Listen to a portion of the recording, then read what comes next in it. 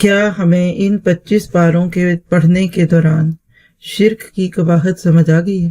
یہ ہر ایک اپنے آپ سے پوچھے، کیونکہ شرک وہ گندگی ہے کہ جس کے ساتھ انسان اس دنیا میں نہیں چل سکتا، اور اگر یہاں کر بھی لے گا کچھ دن موج مستی تو کل اللہ تعالیٰ اس کو جنت میں نہیں داخل ہونے دیں گے۔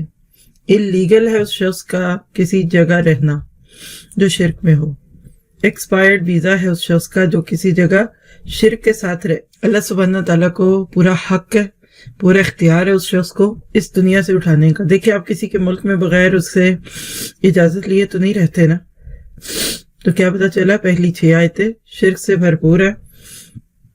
اللہ تعالیٰ کہتے ہیں قُلْ أَرَأَيْتُمْ مَا تَدْعُونَ مِن دُونِ اللَّهِ أَرُونِي مَاذَا خَلَقُوا مِنَ الْأَرْضِ، مجھے دکھاؤ تو صحیح تمہارے خدا نے کیا بنایا، یا جن کو تم اللہ کے مددگار کہتے ہو انہوں نے کیا بنایا۔ پھر آپ دیکھیں آیت 7 سے 12 مشرکین مکہ کے ساتھ کشمکش ہے، حق کے ساتھ کشمکش شروع ہو جاتی ہے جب باطل کا اس سے ٹکراؤ ہوتا ہے۔ وَإِذَا تُتْلَى عَلَيْهِمْ آيَاتُنَا بَيِّنَاتٍ قَالَ الَّذِينَ كَفَرُوا لِلْحَقِّ لَمَّا جَاءَهُمْ هَذَا سِحْرٌ مُبِينٌ، تو حق اور باطل کے آپس میں ٹکرائے جانے سے ہمیشہ ہی فرکشن بھی ہوتی ہے اور اس کے ساتھ انسانیت ہے۔ پھر جائیے پیچھے ذرا دیکھیے تو اور کیا ہے، آیت نمبر 13 سے 16 مثالی کردار، یہ کس کا ہے؟ دیکھا آپ نے، اللہ تعالیٰ آپ کو مجھے دعوت دیتے ہیں استقامت فی الدین کی۔ ان الذین قالوا ربنا اللہ ثم استقاموا ولا خوف علیہم ولا هم یحزنون، استقامت میں قیامت ہے۔ آپ دیکھیے کہ کوئی شخص کتنا ہی زیادہ عقل مند ہو جائے، بہادر بن جائے، اچھا ہو، آپ اس کے گن گائیں، لیکن وہ اپنی کام پہ باقی نہ رہے۔ اگر آپ ایسے شخص کو ہائر کرنا چاہیں تو آپ رکھیں گے؟ کتنی ہی خوبیاں کسی میں کیوں نہ ہوں، کیا آپ ایسے ملازم کو رکھیں گے؟ کبھی آئے کبھی نہ آئے۔ آپ کسی ایسے رشتہ دار کے گھر جائیں گے؟ ایک دفعہ آپ جائیں تو بہت اچھی طرح سے آپ کو ویلکم کرے، نہیں جائیں گے؟ تو اللہ کو بھی وہ بندہ نہیں اچھا لگتا جو بندہ اللہ کے ساتھ سنسیئر نہ ہو، سنجیدہ نہ ہو۔ اللہ تعالیٰ کے راستے پہ کھڑے ہونے والے ہی اللہ کو اچھے لگتے ہیں۔ تو پچھلے اس پارے میں بھی ہم نے استقامت کی بات دیکھی، یہاں بھی دیکھ رہے ہیں کیسے اللہ تعالیٰ کہتے ہیں ان الذین قالوا ربنا اللہ ثم استقاموا تتنزل علیہم الملائکہ الا تخافوا ولا تحزنوا وابشروا بالجنۃ التی کنتم توعدون۔ تو اللہ سے استقامت مانگیے۔ جو مشکل وقت میں جم جاتے ہیں نا، اللہ تعالیٰ پھر ان کو بے خوف اور بے غم کر دیتے ہیں۔ آج ساری دنیا خوف اور غم کا شکار ہے۔ اگر آپ استقامت کے ساتھ اللہ کے رستوں میں کھڑے ہیں نا تو انشاءاللہ آپ کا دل آج بھی مطمئن ہوگا، اور آپ اپنے دل کے سکون اور اطمینان سے پہچان لیں گے کہ آپ کتنے پانی میں ہیں۔ پھر آیت 17 سے 20 برا کردار ہے ماں باپ کے ناطے سے، خاص طور پہ وَوَصَّيْنَا الْإِنسَانَ بِوَالِدَيْهِ إِحْسَانًا، اور اسی طرح سے وہ کردار کہ جو ماں باپ کے ساتھ گستاخیاں کرتا ہے۔ وَالَّذِي قَالَ لِوَالِدَيْهِ اُفٍّ لَكُمَا، اف تم نے تو مجھے تنگ کر دیا، یہ کیفیت۔ اللہ تعالیٰ ہم میں سے کسی کو بھی ایسی اولاد نہ بنائے۔ پھر آیت نمبر 21 سے 28 21 سے 28 تاریخ سے عبرت۔ تاریخ سے عبرت وہی لوگ لیتے ہیں جو پیچھے مڑ کے دیکھتے ہیں، ورنہ تو لوگ اس کے معاملے میں کچھ اور ہی باتیں کرتے دکھتے ہیں کہ ہم پیچھے کیوں دیکھیں، اور جاتے کہ جس پہ تکبر ہوگا نا وہ کبھی پیچھے مڑ کے نہیں دیکھے گا، ایون غلطی کر کے بھی نہیں مانے گا۔ تو اللہ تعالیٰ نے بس قرآن عادن سے لے کر اگلی آیات میں بتایا کہ دیکھو پچھلی قوموں نے جب انبیاء کرام کی ناقدری کی تو اللہ نے ان کو کیسے پکڑا، تو آج تم کیسے کہہ سکتے ہو کہ تم بچو گے۔ پھر اس کے بعد دیکھیے آیت نمبر 21 سے 28 تاریخ سے عبرت، اور پھر 29 سے 32 جنات کی ایمان افروز دعوت۔ جب انسان بات نہ سنے تو اللہ تعالیٰ اس کی جگہ فرشتوں اور جنوں کو بھیج دیتا ہے۔ حدیث میں آتا ہے کہ جب کوئی محفل علم دین کے نام پہ ہو اور وہاں جگہ جو خالی بچتی ہے، اللہ تعالیٰ وہ اس جگہ پہ فرشتوں کو بھیج دیتا ہے۔ تو ہمیں تو وہ لوگ نظر آتے ہیں، ان کی آئیڈیز دکھتی ہیں نا جو ہوتے ہیں، اللہ کو وہ بھی لوگ دکھتے ہیں کہ جو ہمیں نظر نہیں آتے۔ تو جب نبی صلی اللہ علیہ وسلم طائف کے سفر سے واپس آئے تو جو حالات ہوئے اسی کا ذکر ان آیات میں اور پھر آپ دیکھیے 33 سے 35 حوالے آخرہ. اللہ تعالیٰ آخرت کو سامنے لا کر بار بار ہمارے سامنے ایک بہت بڑا آئینہ رکھتے ہیں کہ اس آئینے میں دیکھ لو کہ کل تم کدھر جانے والے ہو. ضرورت اس بات کی ہے کہ اس کو دیکھنے پڑھنے سننے کے بعد ابھی دنیا میں ہی ہم فکر کریں. وَيَوْمَ يُعْرَضُ الَّذِينَ كَفَرُوا عَلَى النَّارِ، اور پوچھا جائے گا لَيْسَ هَذَا بِالْحَقِّ، کیا یہ حق نہیں، یہ سچ نہیں؟ کیا اللہ تعالیٰ تم ایسے ہی کہتے تھے؟ تو پھر انسان کو یقین آئے گا. پھر اس کے بعد اب دیکھتے ہیں چند آیتوں کو خاص طور پہ بطور خاص کچھ وضاحت کے ساتھ. آیت نمبر 15 ہدایات ہے. گھر والوں کے لیے قیمتی دعا ہے. وَوَصَّيْنَا الْإِنسَانَ بِوَالِدَيْهِ إِحْسَانًا حَمَلَتْهُ أُمُّهُ كُرْهًا وَوَضَعَتْهُ كُرْهًا وَحَمْلُهُ وَفِصَالُهُ 30 شهرًا حَتَّى إِذَا بَلَغَ أَشُدَّهُ وَبَلَغَ 40 سَنَةً. اور ہم نے انسان کو اس کے والدین کے ساتھ حسن سلوک کرنے کا حکم دیا. اس کی ماں نے اسے تکلیف جھیل کر پیٹ میں رکھا اور تکلیف برداشت کر کے اسے جنا. اس کے حمل کا اور اس کے دودھ چھڑانے کا زمانہ 30 مہینے کا ہے، یہاں تک کہ جب وہ اپنی پختگی اور 40 سال کی عمر کو پہنچا تو کہنے لگا. دعا دیکھیے آیت 15 میں، ربی اوزینی ان اشکر نعمتک التی انعمت علی وعلی والدی وان اعمل صالحا ترضاہ واصلح لی فی ذریتی انی تبت الیک وانی من المسلمین. اے میرے پروردگار، مجھے توفیق دے کہ میں تیری اس نعمت کا شکر بجا لاؤں جو تو نے مجھ پر اور میرے ماں باپ پر انعام کی ہے، اور یہ کہ میں سے نیک عمل کروں جن سے تو خوش ہو جائے، اور میرے لیے میری اولاد میں صلاح اور تقوی دے. میں تیری طرف رجوع کرتا ہوں اور میں فرما برداروں میں سے ہوں. حقیقت یہ ہے کہ انسان اگر ماں باپ کو کوئی اچھی چیز دے سکتا ہے تو وہ دعائیں، اور دوسری چیز ان کا صدقہ جاریہ بننا ہے. کچھ اولادیں ماں باپ کی خدمت کرتی ہیں، کچھ ان کے لیے کھانے بناتے ہیں، کوئی پیسہ کماتے ہیں. بیٹوں سے تو خاص طور پہ ماں باپ کو بڑی امیدیں ہوتی ہیں کہ یہ بڑھاپے میں ہمارے کام آئیں گے، یہ ہمارا خیال کریں گے، ان کے بچے ہوں گے. بیٹیوں سے بھی کچھ اسی قسم کی امیدیں ہوتی ہیں کہ چلے دکھ سکھ کے ساتھی ہوں گے. لیکن یہ سب چیزیں چھوٹی ہیں اس چیز کے مقابلے میں کہ ربی اوزینی ان اشکر نعمتک التی. آپ دیکھیے کہ ماں باپ کے جتنی بھی نعمتیں ہوتی ہیں نا، اس میں اکثریت بچے استعمال کرتے ہیں، ایون زندگی میں بھی اور بعد میں بھی.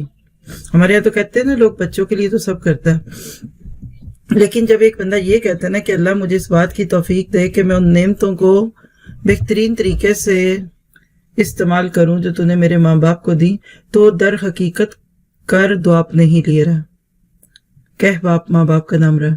تو شارٹ کٹس ہیں، کچھ ہوشارے ہیں کہ آپ اپنے ماں باپ کے لیے دعا کیجئے، آپ کی ساری دعائیں خود ہی قبول ہو جائیں گی.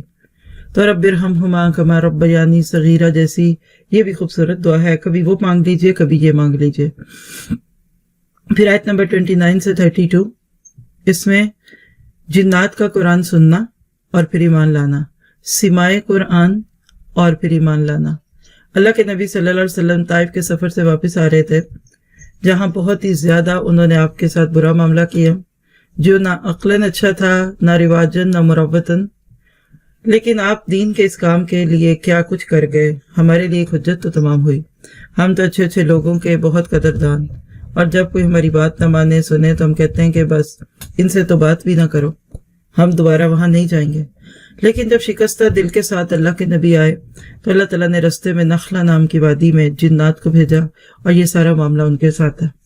اس سے میرے آپ کے لیے کیا سبق کی بات ہے کہ قرآن سنتے ہی دل کی پکار پہ لبیک کہیے، کیونکہ قرآن آپ کی روح کے ساتھ جڑتا ہے. فوراً ایمان لے آئے، سچا ایمان لے آئیں، عملی ایمان لے آئیں.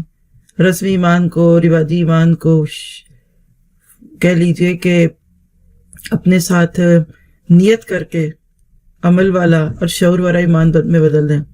کیونکہ جب تک ہم ایمان نہیں لاتے تب تک پھر ہماری سنی ہوئی باتیں بھی کچھ دن کے بعد ختم ہو جاتی ہیں. پھر اس میں جنوں سے ایک اور ادب سکھایا گیا، قالو ان سے تو خاموش رہو. قرآن سنتے خاموش رہنا چاہیے. جب ہم بیک گراؤنڈ نوائز کی طرح قرآن اور اس کی باتیں لگا دیں اور ارد گرد شور ہو، باتیں ہوں، تو بھی زیادہ فائدہ نہیں ہوتا. تو ہمیشہ اس کو رسپیکٹ کے ساتھ سننا چاہیے. پھر آپ دیکھیں 29-32 میں جنوں کا یہ کہنا، یا قوم عجیب داعی اللہ وآمنوا بہ یغفر لکم من ذنوبکم. اے ہماری قوم کے لوگوں، اللہ کی طرف بلانے والے کی بات قبول کرو اور اس پر ایمان لاؤ۔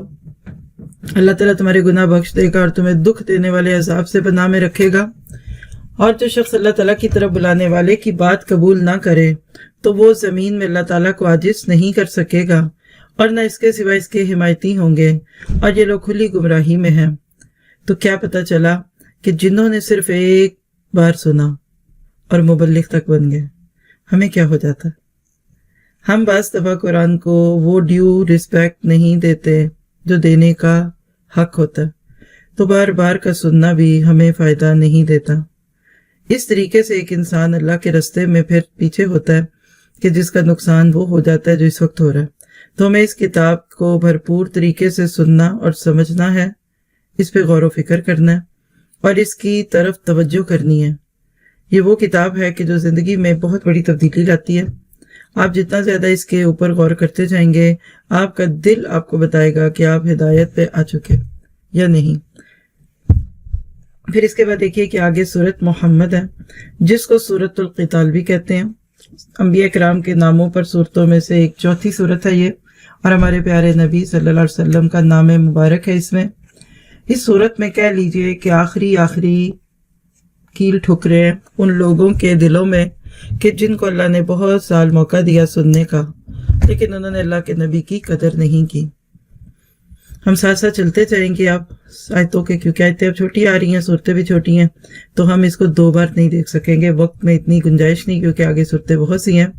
تو آئیے دیکھتے ہیں سورت محمد کے مضامین کو آیتوں کے ساتھ۔ پہلی 15 آیتیں 1 to 15 مومنوں اور کافروں کا کردار اور ان کا انجام۔ والذین آمنوا وعملوا الصالحات وآمنوا بما نزل علی محمد وهو الحق من ربهم کفر عنہم سیئاتہم واصلح بالہم۔ کیسے اللہ تعالیٰ ادھر یہ خوبصورت انداز بیان کرتے ہیں کہ جب بندہ اللہ کے رستوں میں نکلتا ہے نا، تو اللہ تعالیٰ اس کو پھر جما دیتے ہیں، اس کو تھام لیتے ہیں۔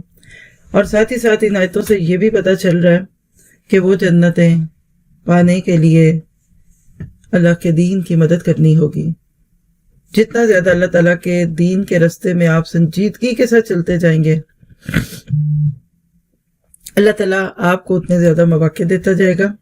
پھر اس کے بعد دیکھیے تو اگلی چیز جو اس میں آپ کو مجھے دکھ رہی ہے آیت 16 سے 31 کے دوران، منافقانہ کردار کی مذمت۔ نفاق والے دل کے ساتھ قرآن سن بھی لے تو بہت فائدہ نہیں ہوتا۔ بہت سارے لوگ اس کتاب کو صرف ایک عزت اور آنر کے ساتھ لیتے ہیں، لیکن اس کی باتوں پہ عمل اور غور و فکر نہیں کرتے۔ ایسے ہی لوگوں کا تذکرہ ہے، وَمِنْهُمْ مَن يَسْتَمِعُ إِلَيْكَ حَتَّى إِذَا خَرَجُوا مِنْ عِنْدِكَ قَالُوا لِلَّذِينَ أُوتُوا الْعِلْمَ مَاذَا قَالَ آنِفًا۔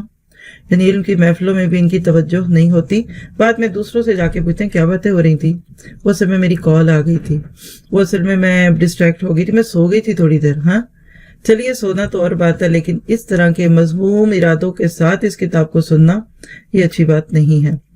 اور پھر اسی طرح سے آگے ان کا انجام دکھایا جا رہا ہے، اور وہ لوگ جو اچھے رستوں میں ہوتے ہیں ان کو بھی یہاں ڈسکس کیا جا رہا ہے۔ پھر آیت 32 سے 34 کافروں کی مذمت۔ کن الفاظ میں؟ ان الذین کفروا وصدوا عن سبیل اللہ وشاقوا الرسول۔ وہ لوگ جنہوں نے کفر کیا اور اللہ کے راستوں سے روکا، رسول کی مخالفت کی، اس کے بعد کہ ان کے لیے ہدایت ظاہر ہو چکی تھی۔ کوئی بات نہیں، اللہ کا کچھ نہیں بگاڑ سکیں گے، بلکہ ان کے اعمال بھی ضائع ہو جائیں گے۔ ڈانٹ ہے، دھمکی ہے کہ تم سنجیدہ نہیں ہو تو پھر ہم تمہاری کی کرائی ساری نیکی کو ضائع کر دیں گے، کیونکہ برے نیتوں کے ساتھ، غلط عقیدوں کے ساتھ جو نیکیاں کی جاتی ہیں اللہ اس کو بھی ضائع کر دیتا ہے۔ اور پھر آیت نمبر 35 سے 38 مومنوں کے لیے ہدایات ہیں، بہت ہی پیاری ہدایات ہے کہ تم دیکھو کر کیا رہے ہو، اپنے حالات پہ نظر رکھو۔ فَلَا تَهِنُوا وَتَدْعُوا إِلَى السَّلْمِ وَأَنْتُمُ الْأَعْلَوْنَ وَاللَّهُ مَعَكُمْ وَلَن يَتِرَكُمْ أَعْمَالَكُمْ۔ سست نہ بنو اور ان کی طرف جھک کے صلح نہ کرو، تم ہی بلند ہو اور اللہ تمہارے ساتھ ہے اور وہ تمہارے اعمال ضائع نہیں کرے گا۔ اور پھر آگے وہ روٹ کاز جو ہر دور میں ہر جگہ رہی کہ انما الحیات الدنیا لعب ولہو، وہ چیز جو لوگوں کو اللہ کے کام نہیں کرنے دیتی وہ دنیا کی محبت ہے، اس کو کھیل تماشا سمجھنا ہے۔ اور آگے کچھ پھر مشورے ہیں تو دیکھیے گا ہدایات میں سے آیت نمبر 7 کو، یا ایھا الذین آمنوا ان تنصروا اللہ ینصرکم ویثبت اقدامکم، اللہ کی نصرت کا حصول مگر کیسے؟ اللہ کے دین کے کام کر کے۔ دیکھیے لفظ تو ہے تنصر اللہ، اللہ کو ضرورت ہے، مجھے آپ کو ایک دوسرے کی ضرورت ہے بہت زیادہ، کیونکہ ہم کمزور، ہماری لمیٹیشنز ہیں، اللہ تعالیٰ نہ کمزور نہ اس کی لمٹس۔ آج کوئی آپ کی کوئی حمایت کر دے، کہیں آپ کی کوئی مدد کر دے، آپ کا دل کیا کرتا ہے اس کے لیے؟ چھوڑیں گے اس کو؟ کبھی اس بندے کے بارے میں بری بات کہیں گے؟ نہ قدری کریں گے؟ آپ کہیں گے آپ کا نقصان ہے۔ مثلا ایک ماسی ہے، بہت اچھا کام کرتی ہے، تو کیا جس کے گھر کو کام کر رہی ہے وہ اس کو اتارے گی؟ برائی کرے گی اس کے ساتھ؟ ڈانٹے گی؟ غصہ کرے گی؟ دوسروں میں اس کی برائیاں کرے گی؟ نہیں کرے گی۔ اتنی عقل تو ہمیں بھی ہے۔ تو یاد رکھیے گا اللہ کے لیے کوئی مثال نہیں ہے، لیکن ان تنصروا اللہ ینصرکم، اللہ تعالیٰ اپنی شان اور اپنے کمال کے ذریعے اس بات کو پورا کرتا ہے۔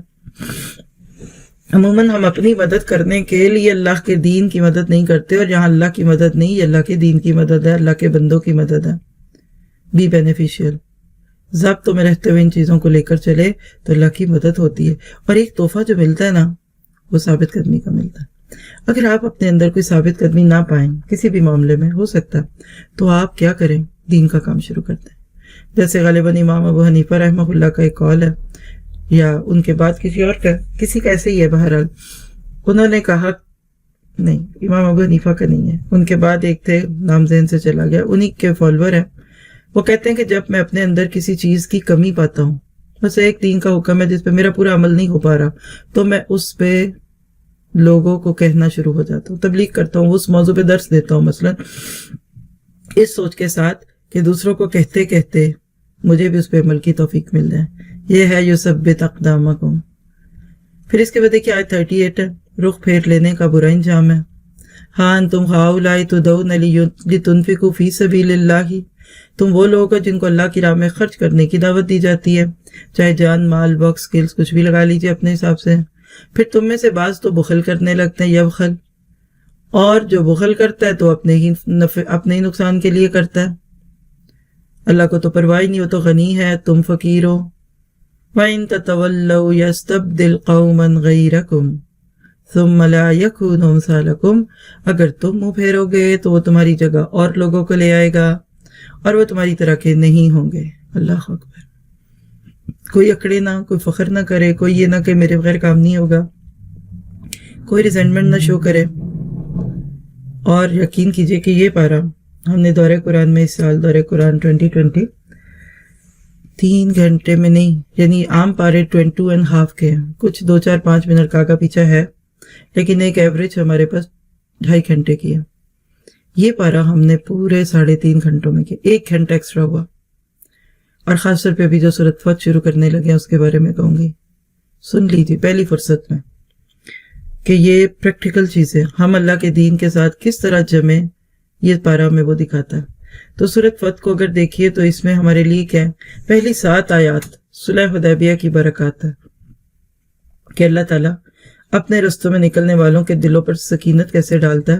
هو الذی انزل السکینۃ فی قلوب المؤمنین، اللہ اپنے ایمان والے بندوں کے دلوں میں سکینت ڈال دیتا ہے تاکہ ان کا ایمان ان کے ایمان کے ساتھ اور بھی بڑھ جائے۔ یہ ہے تحفہ۔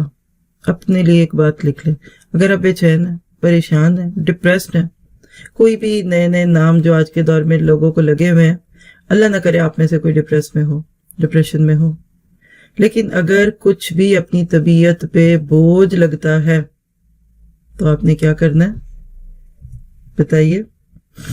اللہ کے فیصلوں پہ راضی ہو جائیے، اللہ کے دین کے نمائندے بن جائیے، اور پھر اللہ آپ کو کیسے سکینت دیتا ہے۔ یہ نقد تحفہ ہے، یہ نقد انعام ہے۔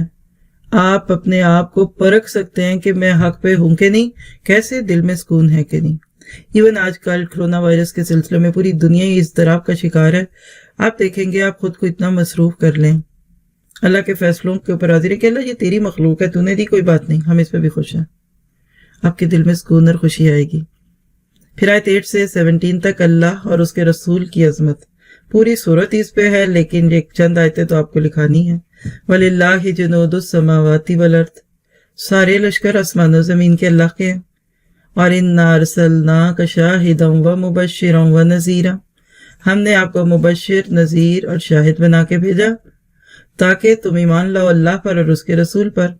और आगे कुछ और चीज़ें। तो क्या पता चला कि अगर ये पारे पढ़ने के बाद दिल में अल्लाह और उसके रसूल की अजमत आ गई है तो अल्हम्दुलिल्लाह बड़ा काम हो गया। अब बाकी छोटे छोटे काम भी हो जाएंगे। फिर आयत 18 से 28, मोमिनों की तस्कीन और तहसीन। तारीफ की अल्लाह ने उन पुरस्कार बंदों की।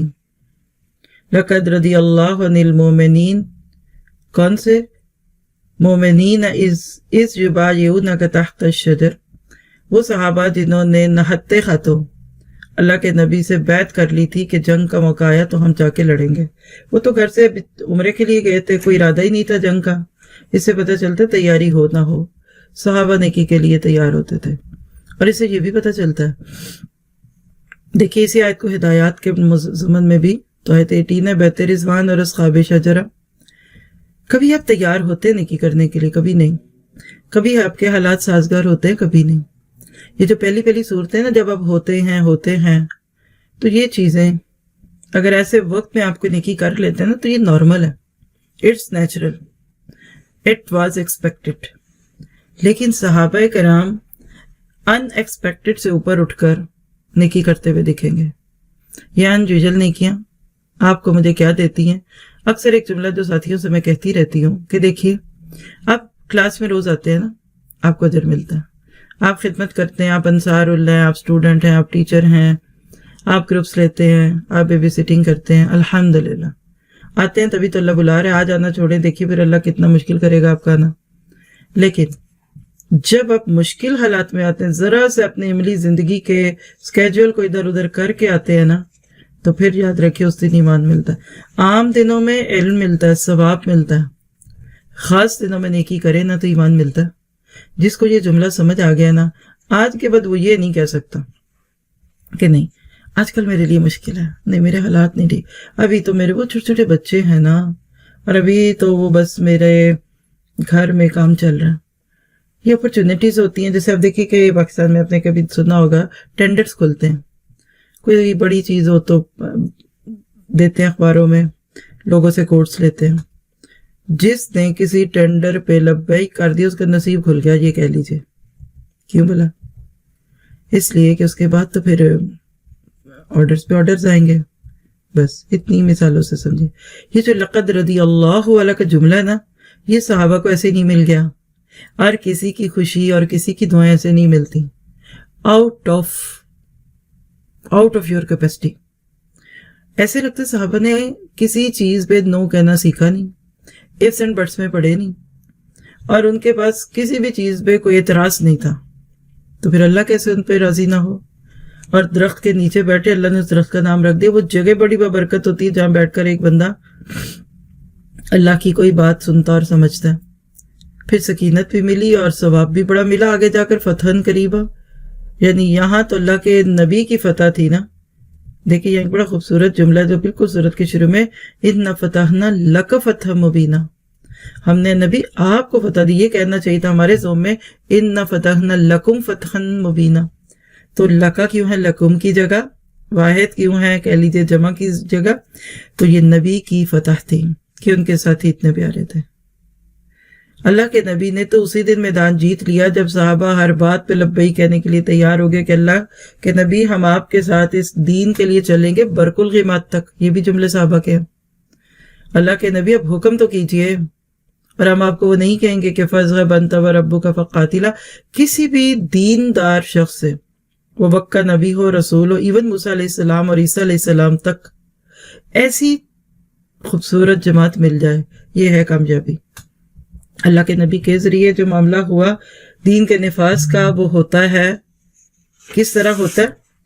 वो इस गिरोह के साथ होता है जिसको अल्लामा इकबाल कहेंगे कि ये गाजी, ये तेरे पुरस्कार बंदे, इनके साथ ये काम पूरे होते हैं। ये गाजी ना मिले ना तो ऐसे पुरस्कार काम नहीं होते। फिर अच्छी टीम के साथ मिलकर इंसान कहाँ का कहाँ पहुंच जाता है। तो एक अकेला 2 11, ون مین شو دین کا حصہ نہیں ہے. اس سے دین نافذ نہیں ہوتا. بس آپ کھڑے رہتے ہیں لوگوں کی نظروں میں, آپ اور آپ, بس اکیلے ہی اکیلے اور اکیلے ہی اکیلے, گروتھ ہی نہیں ہوتی آپ کی. پھر اس کے بعد آپ دیکھیے کہ آیت 29 جو اس بارے یہ صورت کی آخری آیتوں میں سے, صحابہ کرام کی شان اور صفات. محمد رسول اللہ والذین معہ اشداء علی الکفار رحماء بینہم. صحابہ کرام کی خوبیاں ہیں, یہی ٹیم ڈسکس ہو رہی ہے. اصل چیز یہ ہے, آپ دیکھیے اگلی صورتوں میں آپ دیکھتے جائیں گے کنسائسلی پوری صورت میں سے ایک ہی آیت نکلے گی جس پہ آپ غور فکر کریں تو بھی کافی ہے. یہ کردار مطلوب ہے, یہ ہے کردار سازی ایسے گروہ کی جن کو لے کر آپ بہت آگے جانا چاہتے ہیں. کچی ٹیم کے ساتھ بڑے کام نہیں ہوتے, پکے کام نہیں ہوتے. ظاہر بیل کی طرح کام پھیل بہت جاتا ہے. ایک ڈنڈل کوئی کاٹ دے تو ساری بیل مرجھا جاتی ہے. اللہ کے نبی نے جو کام کا طریقہ سکھایا, درخت والا کام کرو, پہلے اندر گرو کرو, پہلے ٹیم کے اپنے دلوں میں تو اللہ کی محبت, اس کا خوف ہو, وہ پہلے اپنے خود تو اللہ تعالیٰ کے ساتھ جڑنے والے بنے, ان کی جڑیں مضبوط ہوں. مضبوط جڑوں پہ یاد رکھیے یہ کام ہوتا ہے. جب جڑ مضبوط ہوتی ہے تو پھر درخت تو مضبوط ہو ہی جائے گا. اور اگر یہ لوگ مل جائیں اور ایسے کام ہو جائیں تو پھر وہ ہوتا ہے جو اللہ کے نبی سے ہوا تھا. نبی صلی اللہ علیہ وسلم کو اللہ نے بہترین ساتھی دیے اور آپ نے ان کو پھر بہترین تر بنا دیا اپنی تربیت کے ساتھ. صحابہ جب آئے تھے تو اتنے منجھے ہوئے نہیں تھے, کروٹ تھے, را مٹیریل تھے. بات کا طریقہ بھی شاید اتنا مناسب نہ ہو اور بہت کوئی ویل مینرڈ بھی نہ ہو, کیونکہ بدو لوگ تھے عربوں میں. عرب لوگ کلچر میں کوئی تعلیم تھی نہیں. اللہ کے نبی نے ان کو جیسے پینسل نہیں کھڑی جاتی, کیسے اللہ کے نبی نے ان کو شارپ کیا کہ وہ پھر صدیق بن گئے اور فاروق بن گئے اور غنی کہلائے اور مرتضیٰ بن گئے, حیدر قرار بن گئے. کیسی پیاری نرسری آف ہیروز اللہ کے نبی دے گئے.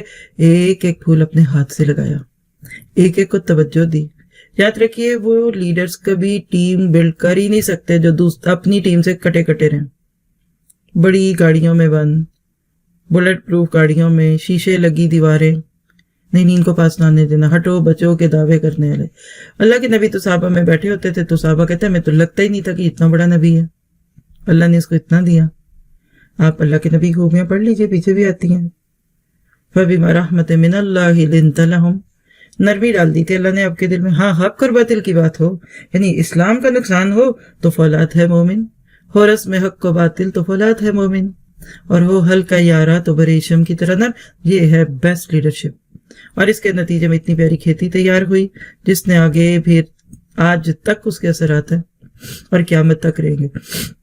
اللہ ہم سے بھی دین کا وہ کام کروا دے جو ہمارے بعد آنے والی نسلوں بلکہ قیامت تک کے لیے ہمارے حق میں حجت ہو, ہمارے خلاف نہ ہو.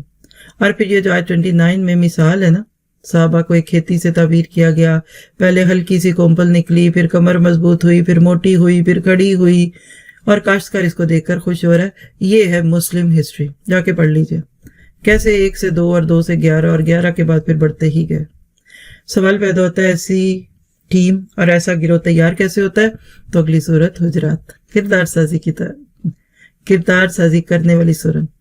پیچھے صحابہ کی خوبیاں تھیں, اب صحابہ کی خوبیاں اپنانے کے نسخے کیا ہو اور کیا نہ, اپنے لیے چیک لسٹ بنائیے. اب آپ کے اندر بھی سنجیدگی آنی چاہیے, خوبصورتی آنی چاہیے. اب آپ کو بھی چاہیے کہ اپنی کمیوں کو دور کریں, لاپرواہی کو پرواہ میں, اور کیئرلیس ایٹیچیوڈ کو کیئرفل میں, اور اسی طرح زبان, آنکھ, دل کا صحیح استعمال, خاص طور پہ اللہ اور اس کے رسول کو سب سے اوپر رکھنا. تو یہ دیکھتے ہیں سورہ حجرات کی پہلی 5 آیتیں 1 to 5, اور اس کے بعد پھر 7 to 8, اگر بیچ میں سے 6 کو ایک سائڈ پہ کر دیں کیونکہ وہ تو بدوؤں کی باتیں ہیں. لیکن اگلی جو آیتیں نا جس میں اللہ اور اس کے رسول ہی کی بات ہے, لکھ لیجئے اسلامی ریاست کی دستوری بنیادوں کی وضاحت. یعنی اسلام کی ریاست جس قانون, جس دستور پہ قائم ہوگی وہ کیا ہے؟ لا تقدموا بین یدی اللہ و رسولہ. پہلی بات, اللہ اور اس کے رسول سے آگے نہیں چلنا. کیا خوبصورت معاملہ. آگے چلنا کیا کہ ابھی حکم ملا نہیں اور کام کرنا شروع ہو گئے, وقت سے پہلے ہی تیار ہو گئے, اوور ایکٹ. اور اللہ کے نبی تو زندگی میں تھے تو ان کے آگے نہ چلیے. آج کیا ہے؟ قرآن اور حدیث کے آگے آپ نہیں کھڑے ہوں گے. اور پھر لا ترفعوا اصواتکم, زبان دبی رکھو, ادب سے بات کرو. نہ تو میں بیکار قسم کے شعر پڑھ کر نہ شکری نہ کرو. یعنی اللہ کے نبی کی بات پہ یعنی حدیث پہ اپنی باتوں کو روک لو، حدیث کے مقابلے میں قول کو اہمیت نہ دو، اور پھر اسی طرح سے یغضون اصواتہم عند رسول اللہ، یہ ہے وہ چیزیں یعنی بس اللہ اور اس کے حاکمیت اعلیٰ اللہ کے لیے اور اتباع رسول کی۔ جس معاشرے میں یہ دو چیزیں قانون میں چلی گی وہاں سے شرک ختم ہوگا، بدعت ختم ہوگی، اور کسی سوسائٹی سے شرک اور بدعت کو ختم کر کے آپ نے وہاں کہہ لیجئے کہ اللہ کی رحمت اور برکتوں کو عام کرنا ہے۔ پھر آیت 6 جو الگ سے کی تھی وہ، اور آیت 9 سے 12 آگے والی آیتیں ملت اسلامیہ کی شیرازہ بندی کے لیے احکامات ہیں۔ بکھری ہوئی امت کو جوڑو، بھیڑ چال کو ایک آرگنائز گروہ میں جمع کرو تو اس کی کچھ بنیادیں یعنی بلا تحقیق باتیں آگے پیچھے نہ کرو، بعد میں بہت شرمندہ ہوگے، سوری کہنی پڑے گی۔ پھر اسی طرح سے آپ دیکھیے کہ جھگڑنے والوں کو لگنا چھوڑو، ان کی اصلاح کرو، اور اسی طرح قوت کے رشتے میں جمع ہو جاؤ، اور کسی کا مذاق نہ اڑائے، کوئی نہ لقب دے، نہ الزام دے، نہ تانے دے، اور کسی کو بھی غیبت کرتا ہوا نہ کوئی دیکھے۔ یعنی وہ خوبصورت چیزیں کہ جس پر واقعی صحابہ کو کھڑا کر دے تو ان میں سے کوئی تو غیبت تک نہیں کرتا تھا۔ آج ہمارے اندر کتنی کمی ہے کہ بعض وقت نیکیوں کے کام کرنے کے دوران بھی ہم گناہ کر رہے ہوتے ہیں۔ اللہ تعالیٰ ہماری اصلاح فرما دے۔ پھر اس کے بعد دیکھیے آیت 13 سے 18 اینڈ تک، سورت کے خاتمے تک، اسلامی ریاست میں شہریت کی بنیاد، اسلامی معاشرے کا دوسرے معاشروں سے تعلق، اور ایمان حقیقی کے بارے میں کچھ ہدایات ہیں۔ کیسے رہ سکتے ہیں، کیا کام کریں گے تو آپ اس ملک میں لیگل ہیں، کیا کریں گے تو اللیگل ہے، سچا ایمان کیا ہوتا ہے اور صرف ایمان کا دعویٰ کیا ہوتا ہے۔ اللہ کو یہ صورتیں تو واقعی ایک ایک صورت پہ ایک ایک دن لگانے کی کم از کم ضرورت ہے۔ اب دیکھیے گا ہدایات، پہلی چیز احترام رسول سکھایا آپ کو مجھے آیت 2 میں، لا ترفعوا اصواتکم۔ آج بھی دیکھیے بڑوں کے سامنے بچے نہیں بولتے، کہتے ہیں نا یہ لوگ، یہ الگ بات ہے آج کی نسلیں باپوں کے سر پہ پاؤں رکھ کے کھڑی ہو جائیں، باپوں کو بھی نہیں پتہ چلتا، بچوں کو بھی نہیں، ماں کو بھی نہیں دکھتا کہ یہ بچہ باپ کو سمجھ کیا رہا ہے، لیکن ہماری روایات تھی ہے۔ پھر اسی طرح سے آپ دیکھیے کہ نبی صلی اللہ علیہ وسلم کا احترام صرف ظاہری نہیں ہوتا، باطنی احترام بھی ہوتا ہے۔ آپ اندر سے بھی مانیے، حدیث کی بات آپ کو سمجھ آ رہی ہے نہیں آ رہی، آپ نے کہنا لبیک، اونچی اونچی بدوؤں کی طرح اس پہ تنقید نہیں کرنی۔ پھر آپ دیکھیں آیت 11 سے 12 کو لکھ لیجئے، پرامن معاشرہ کیسے قائم ہوتا ہے؟ جب یہ معاشرتی برائیاں ختم کی جاتی ہیں۔ اس صورت کی بھی الگ سے تفسیر ہے، الحمدللہ فائدہ آپ اٹھا سکتے ہیں۔ قرآن کی گرنے ایک شارٹ کورس ہے، عموماً نئے لوگوں کو ہم آفر کرتے ہیں، آپ کو بھی کرتے ہیں۔ کہیں بھی آپ رمضان کے بعد کوئی شارٹ کورس کرنا چاہیں تو بہت ہی پیاری چیز ہے، انفارمیشن آپ ایڈمن سے لے لیجئے۔ تو یہ معاشرتی برائیاں جس میں مذاق کرنا، کرانا، لقب لگانے، یہ جھجھور پنا ہوتا ہے، اور یہاں سے یہ بھی پتہ چلتا ہے کہ ایمان والوں کی محفلیں عورتوں اور مردوں کی ایک نہیں ہوتی، وہاں بیٹھ کر جگت بازی نہیں ہو رہی ہوتی، اور دیور بھابھی ایک دوسرے کے ساتھ مذاق نہیں کر رہے ہوتے، عورتیں عورتوں میں اور مرد مردوں میں رہتے ہیں۔ ان آیتوں سے آپ دیکھ لیجئے، آپ کو مل رہا ہے، نہ مرد مردوں کا، نہ عورت عورتوں کا مذاق اڑائے۔ پھر اسی طرح 11 سے 12 میں کچھ مزید چیزیں جس میں بدگمان ہونا، زن کثیر من الزن، پھر لا تجسس، تجسس نہیں کرنا، کون کیا کر رہا ہے، کدھر ہے، کس کی بیٹی کس حال میں ہے، نہیں کرنا۔ ولا یغتب بعضکم بعضا، غیبتیں نہیں کرنی، غیبتیں قیامت کے دن ہماری نیکیوں کو ڈیلیٹ کر دیں گی۔ اور اسی طرح سے مردہ بھائی کا گوشت کھانے کے برابر، زندہ کا نہیں کھا سکتے، مردہ کا کون کھائے؟ اللہ تعالیٰ اس کے تو تصور سے بھی ہمیں بچائے۔ آج نیت کریے، چلیے غیبت نہیں کرنی، اور کسی کے پیچھے جو بات کی میں اس کے سامنے بھی کر سکتی ہوں۔ اچھا آپ نے یہ کہا، ٹھہریے میں بھی پوچھتی ہوں، بس یہ علاج ہے غیبت کا۔ غیبت کرنے والا کبھی نہیں کہتا میں غیبت کر رہا ہوں، کبھی وہ کہتا ہے میں مشورہ کر رہا ہوں، کبھی کہتا ہے دکھ سکھ کر رہا ہوں، کبھی کچھ اور کبھی کچھ۔ آگے ہے سورۃ قاف جو واقعی زبان کو پکڑ لیتی ہے۔ میں تو اس کے ساتھ ہی اس آیت پہ پہنچ جاتی ہوں کہ ما یلفظ من قول الا لدیہ رقیب عتید۔ تو سورت میں دیکھیے گا کیا کچھ ہے۔ پہلی بات ہے کہ اس سورت کو اللہ کے نبی صلی اللہ علیہ وسلم عیدین کی نمازوں میں تلاوت کرتے تھے، اور یہ اللہ کے نبی کی عادت تھی کہ جن صورتوں میں قیامت کا موضوع چلتا تھا نا، تذکیر کا، تدبر کا نہیں، تذکیر کا موضوع عموماً بڑے مجموع میں پڑھتے تھے، جیسے سورۃ اعلیٰ اور سورۃ غاشیہ بھی ہے، وہ بھی عید کی نمازوں میں اور جمعوں میں پڑھتے تھے۔ آپ پوری سورت کا موضوع آخرت ہے۔ بل عجبوا ان جاءہم منذر منہم فقال الکافرون ھذا شیء عجیب، دل ہی نہیں مانتا، بڑا عجیب لگ رہا ہے کہ مرنے کے بعد جئیں گے. اذا متنا وکنا ترابا ذلک رجم بعید. چھوٹے چھوٹے فکروں میں آخرت کے امکان اور اس کے وقوع پر دلائل ہیں. جملے بہت چھوٹے ہیں، اس کا امپیکٹ بہت بڑا. پھر اللہ تعالیٰ اس بات پر قادر ہے کہ تمام انسانوں کو مرنے کے بعد دوبارہ زندہ کر دے. اللہ کے لیے کیا مشکل ہے بتائیے. اللہ کہتے ہیں ہمارے لیے یہ بہت آسان ہے، تمہیں پیدا پہلی دفعہ کر دیا تو کیا دوبارہ نہیں کر سکتا. اللہ تعالیٰ نے یہ بات سورت کے ابتدائی حصے میں رکھ دی. پھر اس کے بعد دیکھیے کہ ہر قول اور فعل محفوظ ہو رہا ہے اور تمام انسانوں کو اپنے اعمال کی جواب دہی کرنی ہوگی. جی ریکارڈر لگے ہوئے آپ کے میرے ساتھ. اللہ کہتے ہیں تمہارا ایک ایک لفظ لکھا جا رہا ہے. ما یلفظ من قول. اور یہ کون لکھ رہا ہے، کہاں سے لکھایا جا رہا ہے؟ نحن اقرب الیہ من حبل الورید. شہرک کے قریب ہستی جس نے اینجلز کو لگا دیا آپ کی میری چیزوں کو لکھنے کے لیے. تو دیکھیے ہدایات میں آیت نمبر 16 to 18 ہی ہے اس کی. وَلَقَدْ خَلَقْنَا الْإِنسَانَ. اللہ کہتے ہیں ہم نے آپ کو پیدا کی ہے. اپنی پیدا کی ہوئی چیز کو بھلا نہیں جانتا مالک کہ وہ ہے کیا. وَنَعْلَمُ مَا تُوَسْوِسُ بِهِ نَفْسُهُ. اور ہم یہ بھی جانتا ہے کہ اس کے دل میں وسوسہ کیا اٹھتا ہے. ماں بھی اس بات کا دعویٰ نہیں کر سکتی کہ میں اپنے بچے کے دل کے اندر کے وسوسوں کو بھی جانتی ہوں. یقین کیجئے شوہر بیوی ساتھ رہنے کے باوجود اس کا یقین نہیں رکھتے، لیکن اللہ کی ہستی کو یہ لائق ہے کہ وہ یہ کہے. اور دور نہیں ہے، وہ بڑا قریب ہے. وَنَحْنُ أَقْرَبُ إِلَيْهِ. تو قریب والے کو چھوڑ کر دور والوں سے مانگنا. وَإِذَا سَأَلَكَ عِبَادِي عَنِّي فَإِنِّي قَرِيبٌ. القریب تو اس کا نام بھی ہے. جب وہ قریب ہے تو اس کو چھوڑ کر دور والوں سے کیوں مانگے. اور پھر آگے وہ عمل کہ جو زبان سے بات نکلتی ہے. يَتَلَقَّى الْمُتَلَقِّيَانِ عَنِ الْيَمِينِ وَعَنِ الشِّمَالِ قَعِيدٌ. اور ما یلفظ من قول الا لدیہ رقیب عتید. دعا کیجئے کل نامہ اعمال میں صرف قرآن نکلے اور حدیث نکلے. قال اللہ اور قال رسول. سارا دن اتنا بولیں قرآن حدیث سنت کہ اس کے بعد آپ میں ہمت ہی نہ ہو غیبتوں کی اور چغلیوں کی. اور کل ہمارا نامہ اعمال صرف اللہ اور اس کے رسول کی باتوں سے بھرا ہو.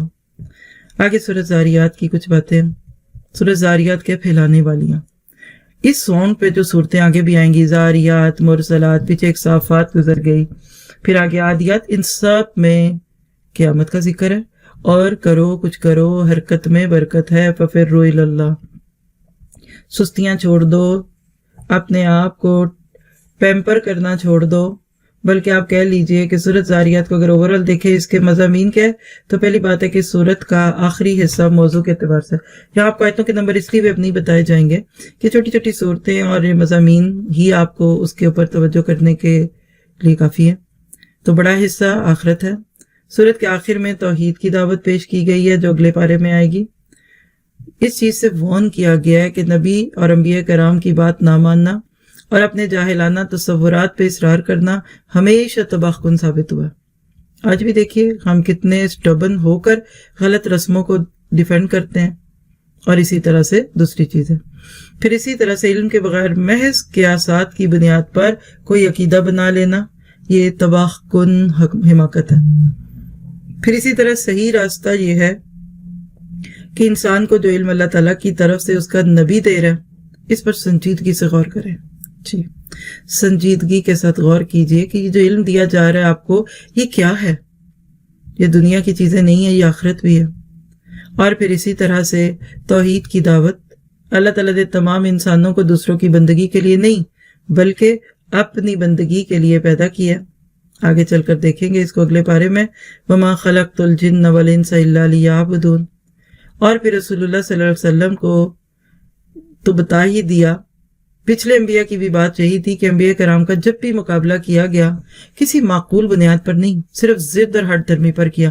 جیسے آج بھی جہاں کسی کی بات نہ سمجھا کہتے ہیں یہ وہابی ہے، چھوڑ دو جی، یہ تو ایسے، یہ تو دشمن ہے، یہ فلاں ہے. تو یہ سٹبرنس وہ شو کرتے ہیں جس کے دلائل نہیں ہوتے. آج بھی اب دوسرے ادیان والوں کو جب اسلام کے ساتھ کمپیئر کر کے ان کو بتائیں تو وہ آگے سے غصہ کرتے ہیں. اور اسی طرح رسول اللہ صلی اللہ علیہ وسلم کو ہدایت فرمائی گئی کہ آپ ان سرکشوں کی طرف التفات نہ کریں اور اپنی دعوت اور تذکیر کا کام کرتے ہی رہیں. اور اس بارے میں سے اس حصے میں سے جو ہدایت کی آیتیں ہیں وہ نوٹ کیجئے گا. آیت نمبر 15 سے لے کر 21 تک دیکھیے گا. ان المتقین فی جنات و عیون، بے شک متقی لوگ جنتوں اور چشموں میں ہوں گے. آخذین ما آتاہم ربہم، وہ لے رہے ہوں گے جو ان کا رب ان کو دے گا. کیوں نہ لے؟ اللہ کی نعمت ہم تو دو ہاتھ سے لیں. کیوں ملا؟ جنت کیوں ملی؟ آگے متقی کا ڈیلی سکیجول بتایا جا رہا ہے، رمضان کا نہیں ہے یہ عام دنوں میں متقی کی روٹین کیا ہوتی ہے. انہم کانوا قبل ذالک محسنین، وہ ہر حال میں محسن تھے، لوگوں کے ساتھ حسن کے ساتھ معاملے کرتے تھے.